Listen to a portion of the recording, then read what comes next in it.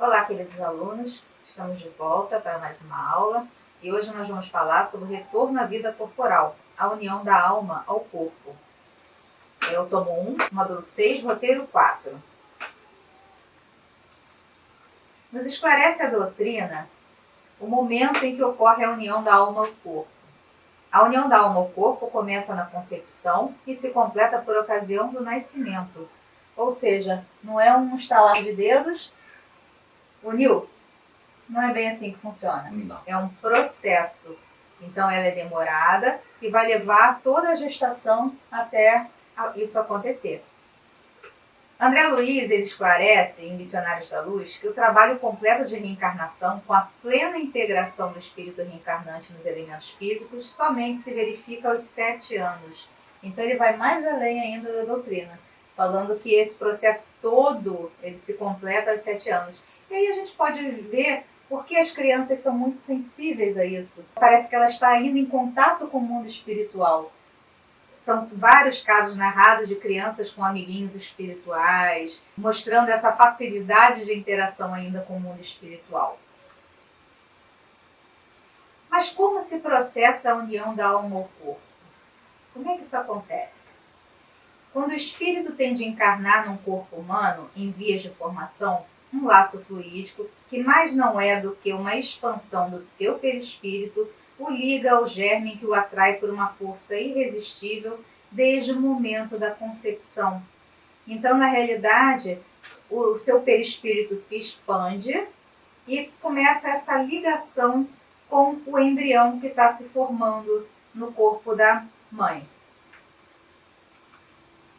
O laço fluídico, que liga o espírito ao zigoto no momento da concepção, vai se encurtando à medida que o germe se desenvolve. E durante esse processo, o perispírito vai se unindo molécula a molécula ao corpo em formação. É uma espécie de enraizamento. Sabemos que nós somos formados por 3 elementos essenciais, que é o nosso espírito, o nosso perispírito e o nosso corpo físico. Então, esse perispírito, ele vai fazendo essa união com o nosso corpo físico através desse enraizamento. E aí sim, ele se torna o veículo da transmissão das sensações que nós já vimos em outras aulas. E como é que fica o estado de consciência do espírito durante a gestação? Será que ele percebe tudo à volta dele? O que acontece com ele? Será que ele sabe o que está acontecendo? Será que ele consegue perceber o mundo à volta dele? Será que ele tem consciência do que ele foi e do que ele vai fazer nessa próxima encarnação? Então, no intervalo que vai da concepção ao nascimento, o estado do espírito é mais ou menos o de um espírito encarnado durante o sono. À medida que a hora do nascimento se aproxima, suas ideias se apagam, assim como a lembrança do passado, de que não tem mais consciência como homem quando entra na vida. Ou seja, conforme o momento do nascimento vai se aproximando, ele vai perdendo a lembrança do que ele era no passado, a lembrança das suas vivências anteriores. E como a gente sempre fala, a questão do véu do esquecimento.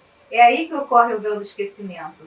Então, enquanto ele está no momento da gestação, ele ainda tem essas lembranças, ele ainda sabe da missão que ele vai cumprir quando encarnar, ele ainda conhece aquelas pessoas todas que estão à sua volta, que vão ser parte da sua vida enquanto encarnado, mas quando chega o momento próximo do seu nascimento, aí sim, essas lembranças vão se apagando, e aí, como a gente sempre fala, o véu do esquecimento se faz presente e ele já não lembra mais das suas existências anteriores. Então, desde que este é apanhado no laço fluídico que o prende ao germe, entra em estado de perturbação, que aumenta à medida que o laço se aperta, perdendo o espírito nos últimos momentos, toda a consciência de si próprio, de sorte que jamais presencia o seu nascimento. Olha aí, o espírito não vê o momento que ele está nascendo. Com certeza. Ele está no estado de perturbação e não percebe esse momento. Até porque o espírito, quando ele nasce, ele tem a percepção que ele estará se aprisionando.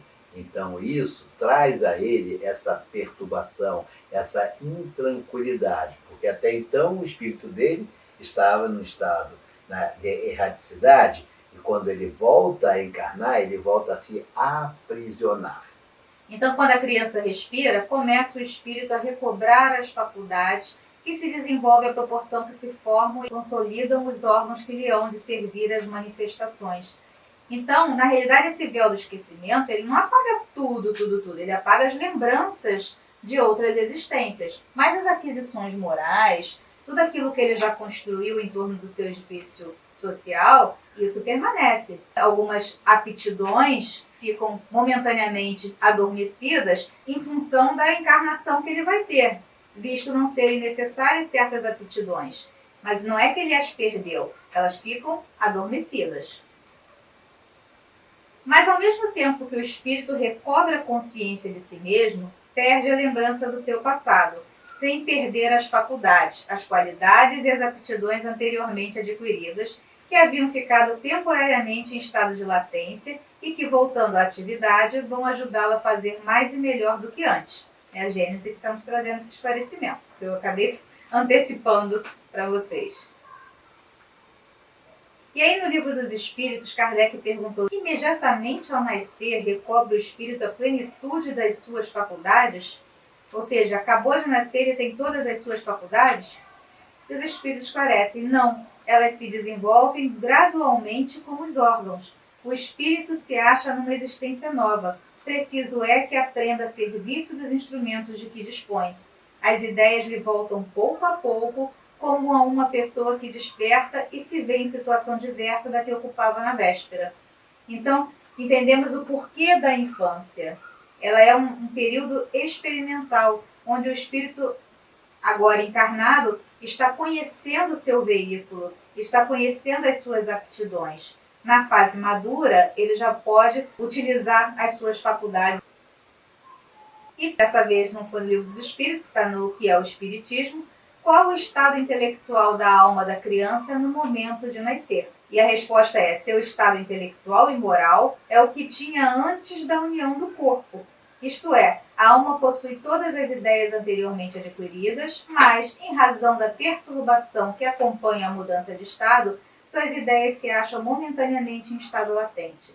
Elas se vão esclarecendo aos poucos, mas não se podem manifestar senão proporcionalmente ao desenvolvimento dos órgãos.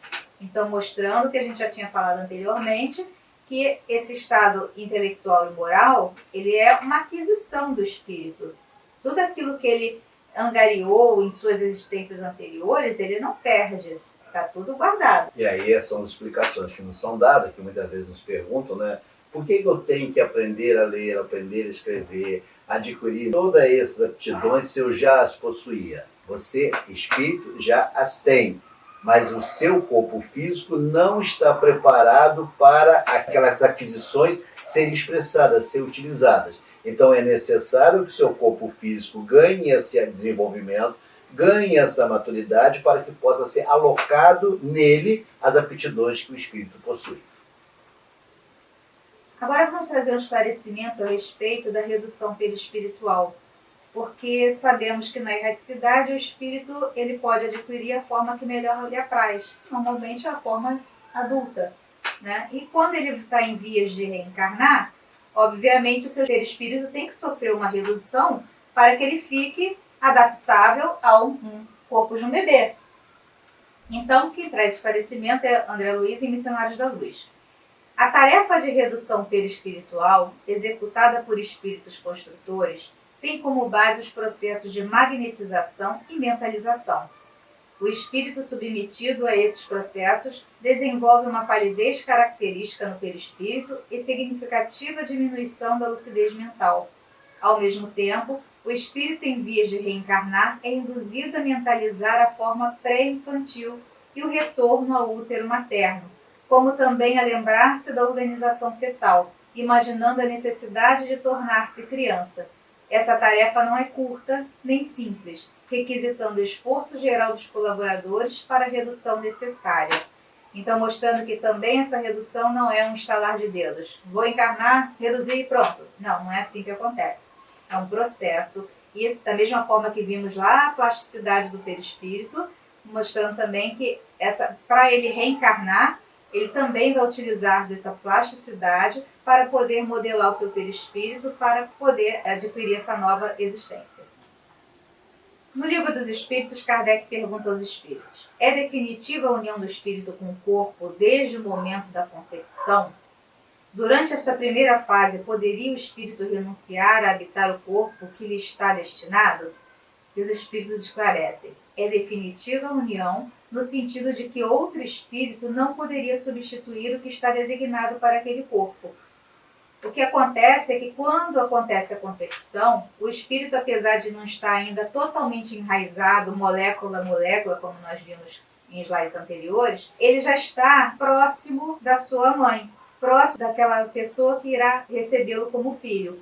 Então, ele já está designado para ela. Então, quando ele fala aqui que é definitiva a união, no sentido de que outro não vai substituí-lo. É ele que está designado para aquela missão. Como os laços que o corpo prende ao espírito são ainda muito fracos, facilmente se rompem e podem romper-se por vontade do espírito, se este recua diante da prova que escolheu. Em tal caso, porém, a criança não vinga. Então, sim, imaginemos a seguinte hipótese. Um espírito está em via de reencarnar como filho de um casal a quem ele fez muito mal. Ele pode ficar temeroso dessa nova situação. Será que ele vai ser bem recebido? Será que esses pais vão ter amor o suficiente para perdoá-lo das coisas que ele fez no passado? Então, ele pode sim se ver amedrontado e recuar essa missão. E aí nós temos uma das explicações para o aborto espontâneo, ou seja, uma desistência do espírito em reencarnar. E sempre fica aquela pergunta, né? A criança, ela herda as qualidades morais dos pais? Ou simplesmente a sua herança genética está limitada ao seu físico? Também André Luiz, em Missionários da Luz, nos diz que, em relação à herança genética, o organismo dos nascituros, em sua expressão mais densa, provém do corpo dos pais, que lhes entretém a vida e lhes criam os caracteres com o próprio sangue. Todavia, em semelhante imperativo das leis divinas para o serviço de reprodução das formas, não devemos ver a subversão dos princípios de liberdade espiritual imanente na ordem da criação infinita. O que ele está dizendo é que a nossa constituição física, nós herdamos os genes de nossos pais.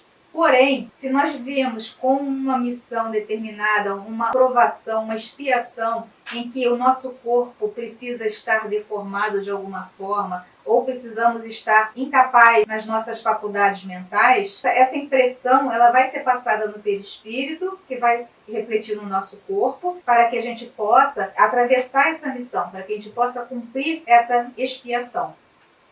E aí, inclusive, você pode mudar algumas características fisionômicas do espírito, não é? E também ele tem essa possibilidade de, mantendo a sua carga genética, mudar algumas características. E aí nós vamos encontrar seres que têm uma aparência de angelitude e outros bastante severas, mesmo tendo uma carga genética dos seus pais. Porque também é dada essa liberdade ao espírito de poder, digamos assim, moldar esta matéria, de poder interferir na moldagem dessa matéria. Não só a carga genética dos pais, mas a força do espírito em moldar essa matéria que lhe servirá de abrigo. Então, concluindo, nós herdamos dos nossos pais a nossa carga genética e não os valores morais. É claro que os pais têm uma função primordial de ajudar aquele espírito a adquirir valores morais, através da educação, através do passar valores. Então, a função dos pais é a missão de transmitir esses valores através de exemplos, através de orientações, mas não que eles vão passar fisiologicamente esses valores, até porque isso é uma característica do espírito. E a interação mãe e filho durante a gravidez? Nós acabamos de falar que o espírito fica próximo à mãe. E aí explicamos porque muitos especialistas falam que é importante conversar com o bebê, fazer carinho no bebê, cantar para o bebê. Porque na realidade aquele espírito que vai reencarnar ali, ele está próximo sim, ele está sentindo essas vibrações de amor, ele sabe se vai ser bem acolhido. Ele sabe que vai ser amado ainda na gravidez. Então, quando a gente fala, o bebê já está ali? Sim, o bebê já está ali. Então, a mulher grávida, além da prestação de serviço orgânico à entidade que se reencarna, é igualmente constrangida a suportar-lhe o contato espiritual, que sempre constitui um sacrifício quando se trata de alguém com escuros débitos de consciência. A organização feminina durante a gestação sofre verdadeira enxertia mental. E aí nós explicamos também por que a mulher, quando está grávida, ela fica tão sensível, tão irritadiça, tão delicada nesse momento. Porque na realidade existe ali um turbilhão de emoções acontecendo. E ela está recebendo sim influência daquele ser que está próximo a nascer. Então a corrente troca entre mãe e filho não se circunscreve à alimentação de natureza material. Estende-se ao intercâmbio constante das sensações diversas. E por isso também se fala que a ligação entre mãe e filho é muito intensa. Então, muitas das vezes, ou quase sempre, tá? O espírito reencarnante, ele vai passar para a mãe essas sensações dos seus débitos que carrega. E isso traz também um desequilíbrio, uma desordem emocional no campo psíquico da mãe. Porque, apesar de ela não poder definir e saber o que está acontecendo, o que nós temos ali é um espírito que se aproxima com pretéritos débitos, muitas das vezes em relação a esta mãe que está gestando esse ser, e ela vai perceber essa, digamos assim, animosidade, apesar de haver o concurso dos espíritos consultores para acalmar tanto a mãe quanto a criança, esses espíritos, por afinidade, porque essas energias elas vão ser transferidas num processo de consciência, né? Ambos vão sentir essa, digamos assim, anomalia psíquica, um desajustamento psíquico desses dois seres, o fruto de débitos pretéritos que estão a acarrear ou obrigando aquele relacionamento através da gestação. Um novo ponto de partida. Seu renascimento é um novo ponto de partida, um novo degrau a subir. Ainda aí a bondade do Criador se manifesta, porquanto, adicionada aos amargores de uma nova existência, a lembrança, muitas vezes aflitiva e humilhante do passado, poderia turbá-lo e lhe criar embaraços. Ele apenas se lembra do que aprendeu por lhe ser isso útil. Se às vezes lhe é dado ter uma intuição dos acontecimentos passados, essa intuição é como a lembrança de um sonho fugitivo. Então, na realidade, esse véu do esquecimento que falamos logo no início da aula, ele é providencial. Não é à toa que isso acontece. É justamente para dar um novo ponto de partida.